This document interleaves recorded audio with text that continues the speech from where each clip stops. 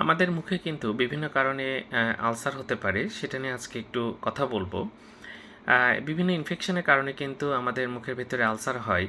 Bacterial, viral, fungal এরকম বিভিন্ন রকম ইনফেকশনের কারণে কিন্তু মুখের ভিতরে আলসার হয়, এটা কমন।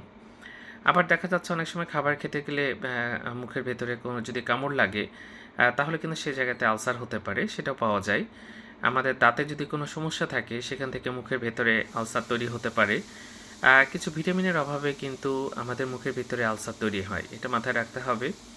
তাছাড়া যে আমাদের কিছু সিস্টেমিক ডিজিজ আছে, এসএলই বলি, বেশেস ডিজিজ বলি, সেই অসুখগুলোতে কিন্তু ওরাল ক্যাভিটিতে আলসার হতে পারে। এছাড়া যে ইনফ্ল্যামেটরি বাউল ডিজিজ আছে, সেই ডিজিজেও কিন্তু ওরাল আলসার হতে পারে।